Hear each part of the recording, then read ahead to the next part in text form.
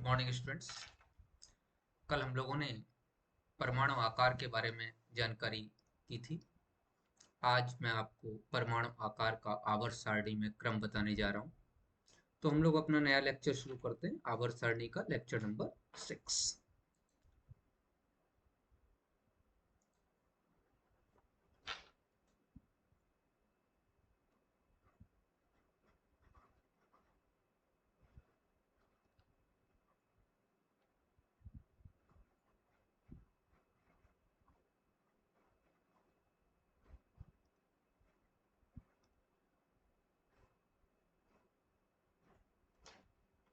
देखो बेटे,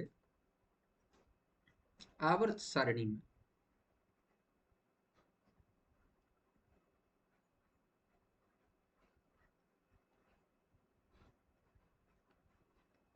पहला आवर्त में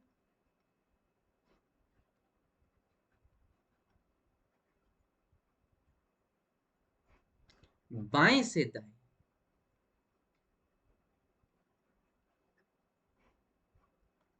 बाएं का मतलब क्षार धातु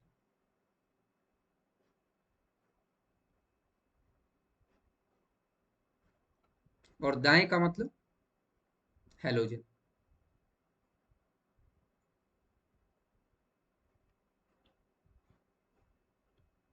जाने पर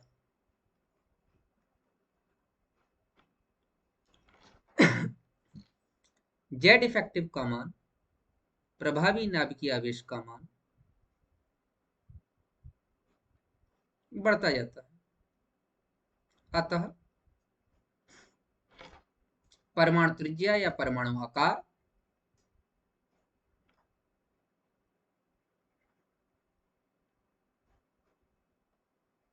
घटता जाता है।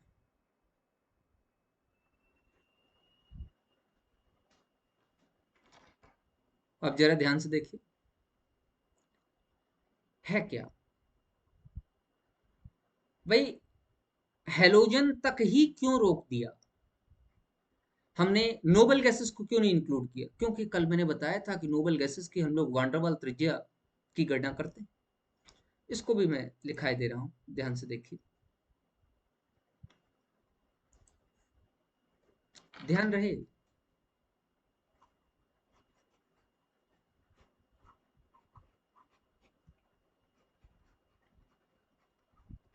नोबल गैसेस के लिए सदैव वान डेर वाल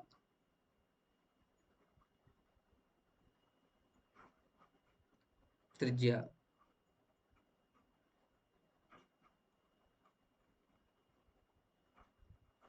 ज्ञात की जाती।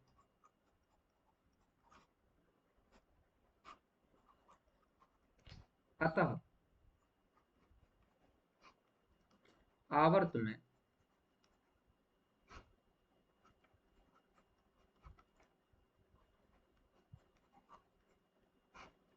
उनका आकार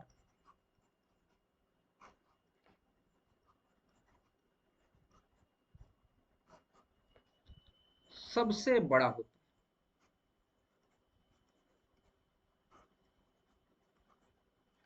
जैसे देखिए, Li,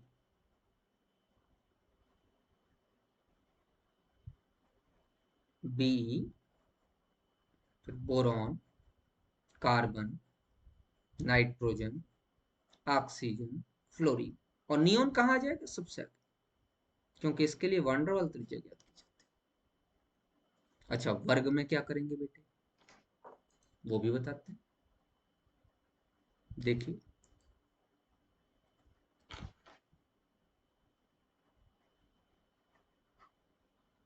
वर्ग में ऊपर से नीचे जाने पर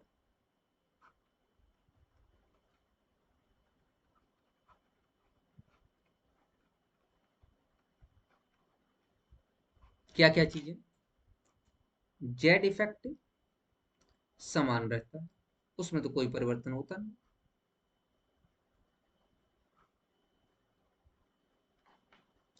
कोशों की संख्या,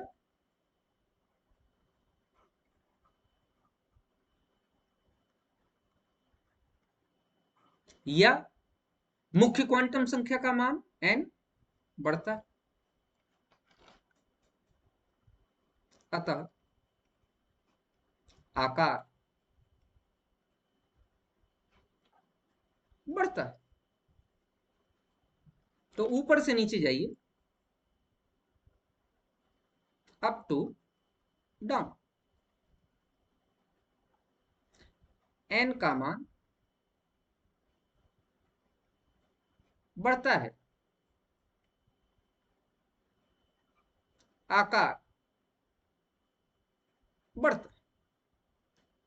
ध्यान रखिएगा, जेड इफेक्टिव का मान, कल भी मैंने इस चीज को समझाया था, ऊपर से नीचे जाने पर समान रहता है। ये सामान्य जो है तौर पर ऐसा कहा जाता है, लेकिन क्या कुछ गड़बड़ियां नहीं पाई जाती? जी हाँ, कुछ जगह आवर्त सारणी में गड़बड़ियां पाई जाती। तो चलिए इनके एक्सेप्शंस की बात करते हैं आगे। देखिए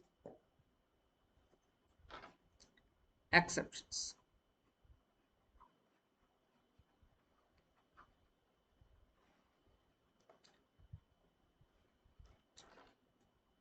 एक्सेप्शन में नंबर 1 है आपका संक्रमण संकुचन।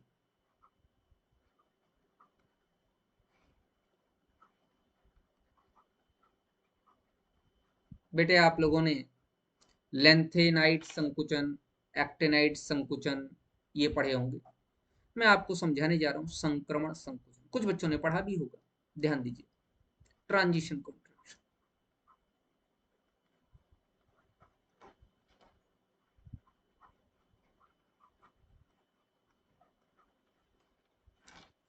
थ्री डी श्रेणी में scandium, titanium, vanadium, chromium, manganese, iron, cobalt, निकल, कॉपर, जिंक। स्कैंडियम 21 से लेकर जिंक 30 तक की श्रेणी 3D श्रेणी कहलाती है। स्कैंडियम में 3D1 4s2, इस तरीके से titanium 3D2 4s2, 3D3 4s2, chromium 24 में 3D5 4s1 हो जाता है बेटे। मैग्नीज में 3D5 4s2, आयरन में 3D6 4s2, कोबाल्ट में 3D7 4s2, निकल में 3D8 4s2, कॉपर में 3D10 4s1 और जिंक में भी 3D10 4s2। ध्यान दीजिएगा, डी के बारे में कल मैंने आप लोगों को परिरक्षण प्रभाव की जानकारी दी थी। डी में परिरक्षण तो होता नहीं, काफी कम क्वांटिटी में परिरक्षण होता है। एक एक इलेक्ट्रॉन बढ़ता चला जा रहा है, नाभिकीय आवेश लगातार वृद्धि कर रहा है, परिरक्षण भी बढ़ रहा है लेकिन बहुत कम मात्रा में, क्योंकि परिरक्षण डी में काफी कम होता है। डी बहुत बड़ा आकार में है और काफी ज्यादा डिफ्यूज्ड या विरल है। तो अगर मैं स्कैंडियम से, भाई स्कैंडियम 21, 22, 23, 24, 25, 26, 27, 28, 29, 30, स्कैंडियम से वेनेडियम तक अगर मैं जाऊं तो जेड इफेक्टिव का मान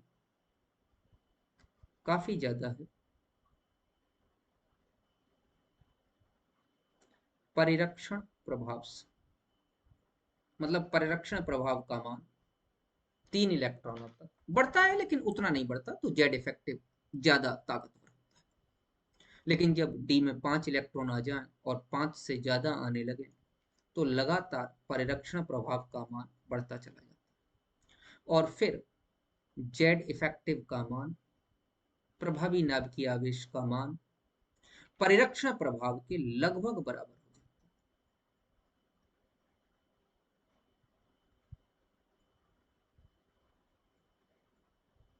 के लगभग बराबर हो जाता है। अब बेटे कॉपर और जिंक को देखिए। कॉपर और जिंक 10-10 इलेक्ट्रॉन आ चुके हैं, परिरक्षण प्रभाव काफी बढ़ चुका है, इसलिए जेड इफेक्टिव का मान छोटा हो जाता है और परिरक्षण प्रभाव का मान बढ़ जाता है। अतः कॉपर तथा जिंक का आकार निकिल से थोड़ा सा बड़ा, थोड़ा सा बड़ा होता है, या अधिक, बहुत थोड़ा सा अंतर है। अच्छा निकिल का क्या करें, निकिल तक तो लगातार घट ही रहे, तो बेटे निकिल का जो आकार है वो 3D श्रेणी में सबसे छोटा है।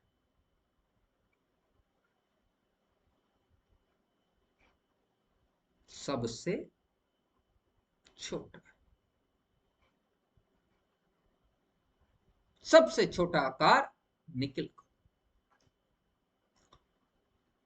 कॉपर और जिंक में थोड़ी सी वृद्धि हो रही है, बहुत ज्यादा नहीं है, ध्यान रखिएगा, आंशिक वृद्धि है। स्कैंडियम से लेके जिंक तक लगातार कमी ही है। हाँ भाई, निकिल के बाद कॉपर और जिंक में थोड़ी सी वृद्धि हो गई है, निकिल तक तो लगातार कमी चल रही है। आकार में आई हुई इस कमी का नाम संक्रमण संकुचन कहलाता है।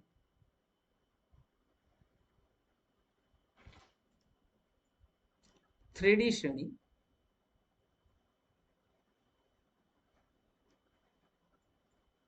के तत्वों में आकार में आई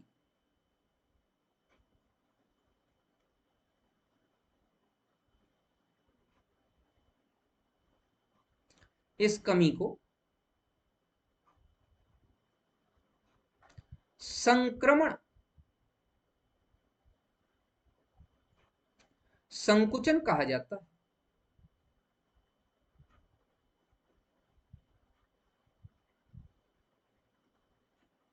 क्या संक्रमण संकुचन कारण सिर्फ निकिल का आकार छोटा हो गया यही है, या इसका और कोई महत्व भी है? बहुत जबरदस्त महत्व है इसका।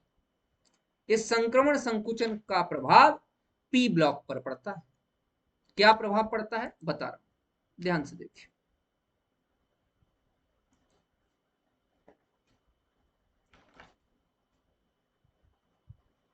संक्रमण संकुचन के कारण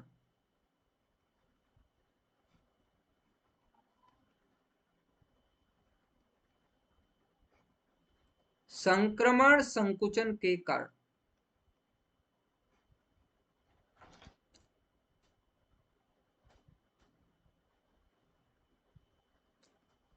बेटे बोरॉन फैमिली में गैलियम 31 का आकार एल्युमिनियम 13 से छोटा हो जाता है।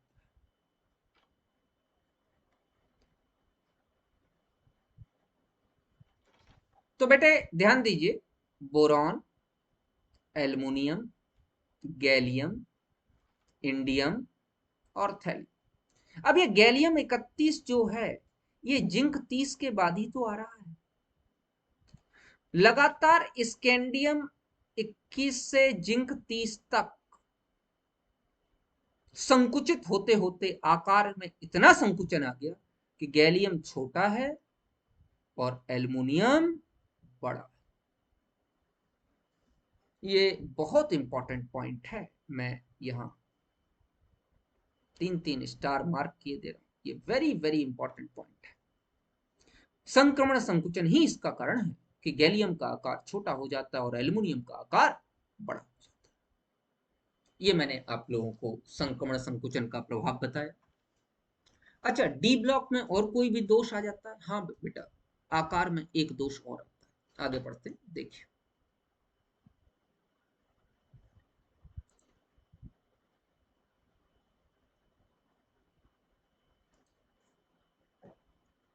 क्या दोष आता है बेटे? स्कैंडियम 21 से लेकर जिंक 30 तक 3D श्रेणी।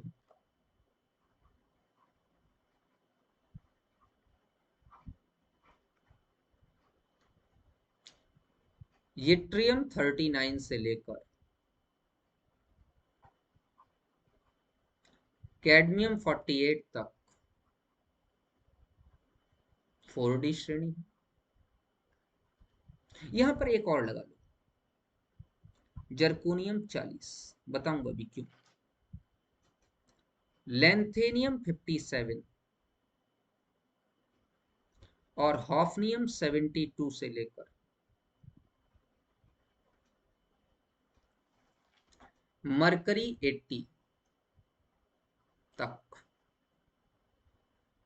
5D श्रेणी। और इसके नीचे 6D श्रेणी है जो इनकम्प्लीट, अभी पूरे तत्व उसमें उपस्थित नहीं। ये जो लैंथेनियम 57 से हॉफनियम 72 तक के जो तत्व हैं, ये तत्व क्या कर रहे हैं? ध्यान दीजिए। लैंथेनियम 57 के बाद सीरियम 58 से ल्यूटियम 71 तक के जो तत्व हैं, उनका इलेक्ट्रॉनिक कॉन्फ़िगरेशन है 4f 1 to 14, 5d 0 to 1, 6s2। तो 4f क्या है? n-2f, जिसमें किसी भी प्रकार का कोई परिरक्षण नहीं, मैं कह सकता हूं नगण्य परिरक्षण।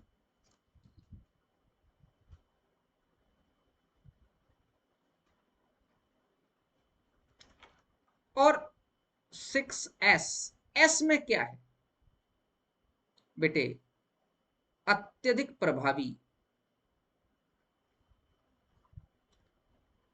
भेदन क्षमता।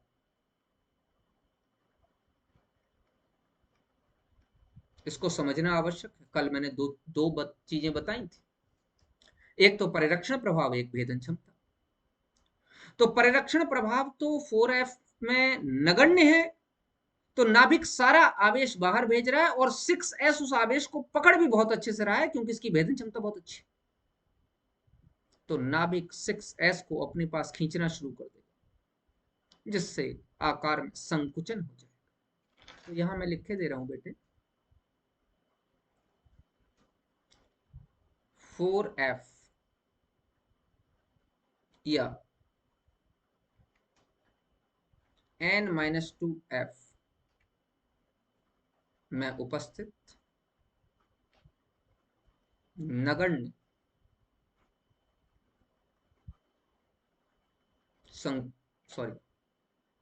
नगण्य परिरक्षण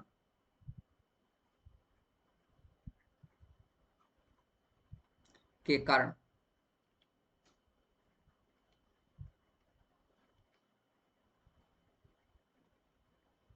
आकार में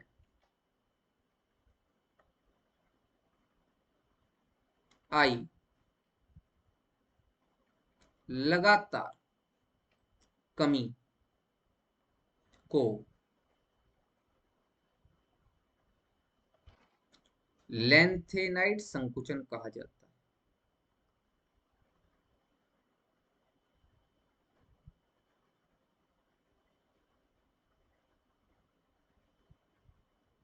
संकुचन कहा जाता है।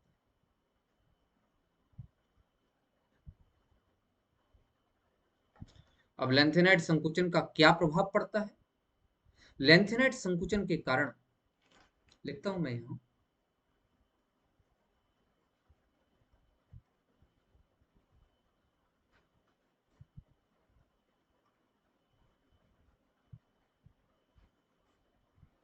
लेंथेनाइड संकुचन के कारण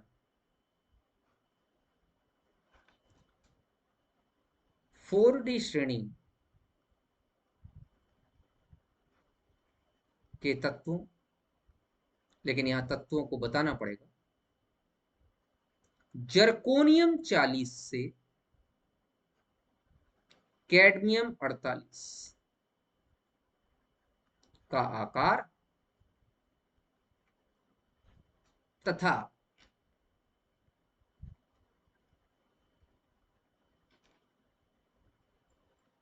5D श्रेणी के तत्वों, ठीक इनके नीचे वाले, हॉफनियम 72 से मरकरी 80 का आकार समान हो जाता, समान हो जाता। बड़ी जबरदस्त घटना घट रही है, ध्यान से देखिए। जब हम 3D से 4D श्रेणी में जा रहे हैं तो आकार बढ़ रहा है, लेकिन जब हम 4D से 5D श्रेणी में आ रहे हैं तो आकार लगभग समान।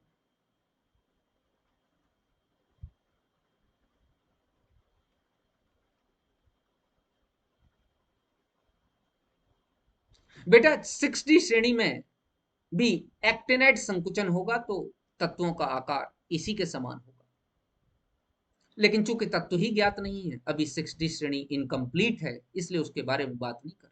हाँ, मैं लिखवाऊंगा जरूर कि वहां पर एक्टिनाइड संकुचन हो रहा है। चलिए बताता हूं।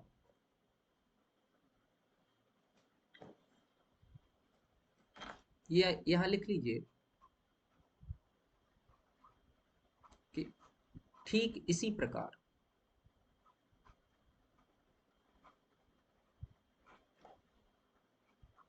थोरियम 90 से लॉरेंशियम 103, मतलब एक्टिनाइड सीरीज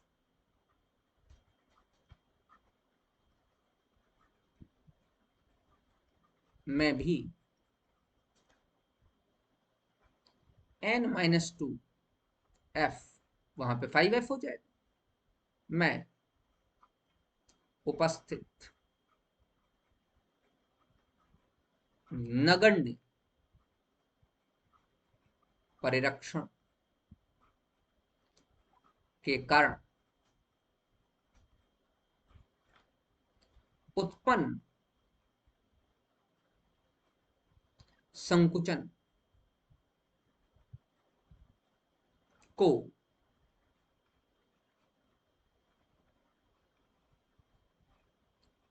एक्टिनाइड संकुचन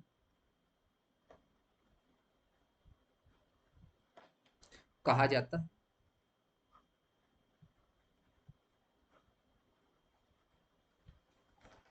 बेटे इसी के आगे, यहां तक तो मैंने आपको परमाणु आकार के बारे में बताया, ये कुछ कमियां पाई जाती। बेटे आयनिक आकार भी यहीं समझ लो। देखिए हम लोग अगला टॉपिक आयनिक आकार भी यहीं पर समझ लेते हैं। हम लोग समझने जा रहे हैं आयनिक, आयनिक साइज।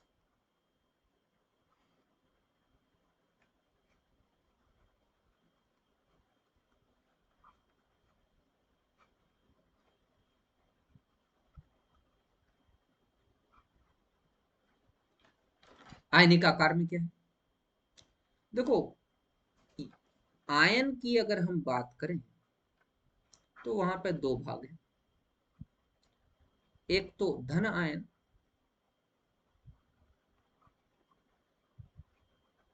और दूसरा ऋण आयन।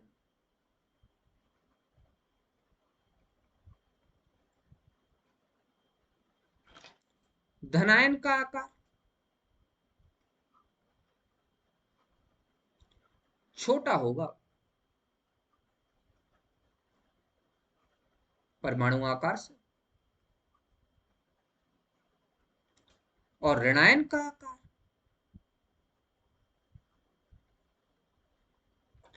बड़ा होगा परमाणु आकार से।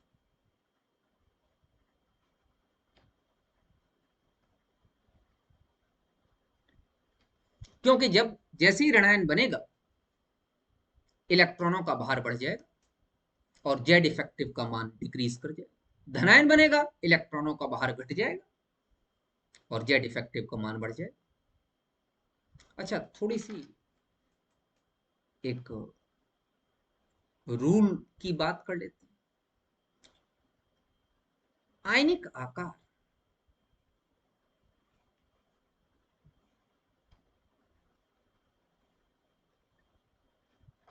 व्युत्क्रमानुपाती होता है जेड बाई ई अनुपात के।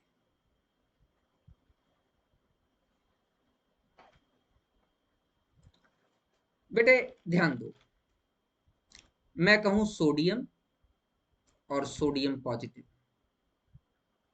दोनों में कौन बड़ा है? तो मैं बता चुका हूं कि धनायन का आकार छोटा होगा तो परमाणु आकार बड़ा है। अब जरा जेड बाई ई देख लेते हैं। सोडियम के लिए जेड का मान 11, परमाणु क्रमांक 11 और 11 इलेक्ट्रॉन है, तो ये 1 आ गया।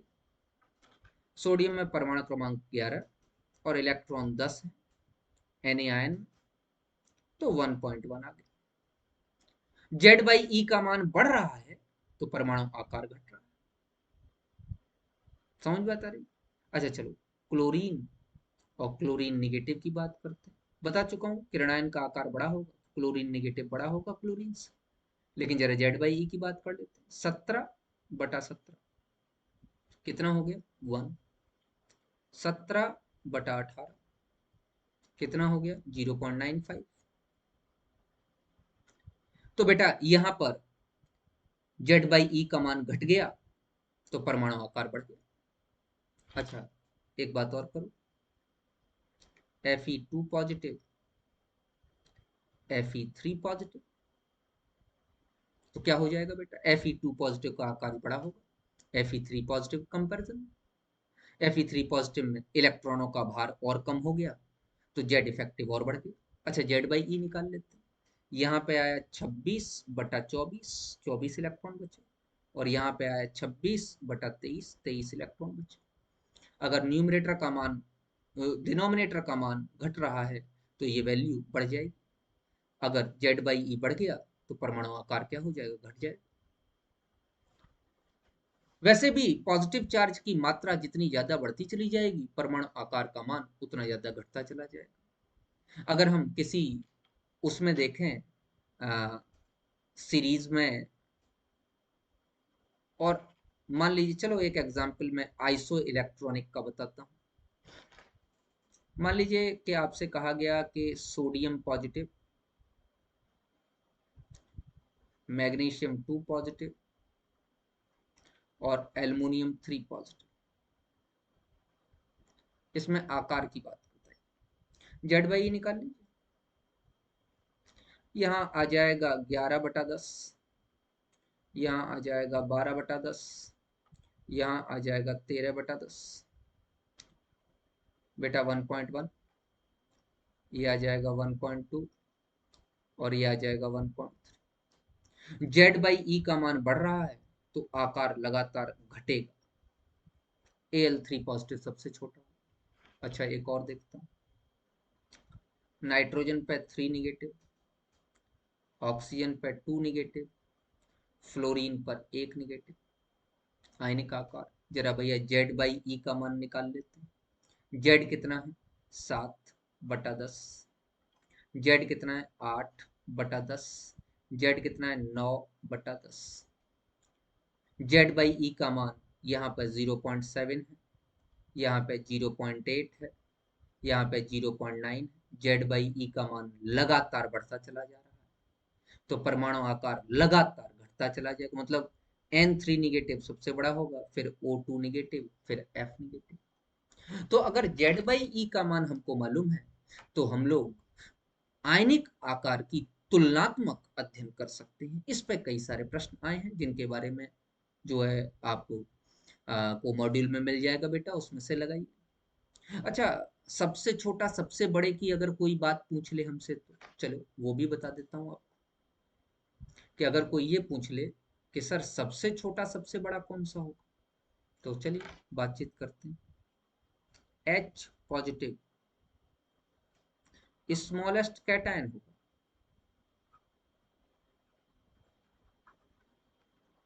छोटा धनायन। और CS पॉजिटिव सीजियम पॉजिटिव जो होगा लार्जेस्ट कैटायन।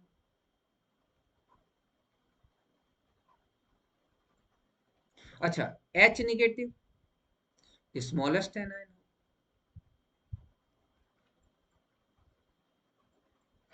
और बेटा I निगेटिव लार्जेस्ट एनायन।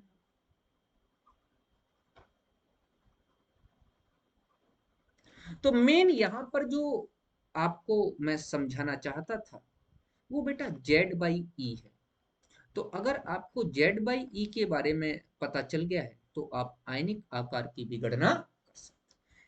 ये आपका आज मैंने आपको परमाणु आकार और आयनिक आकार का अध्ययन कराया। बेटा नेक्स्ट टर्न पे हम लोग आयनाइजेशन पोटेंशियल और इलेक्ट्रॉन एफिनिटी का अध्ययन करेंगे।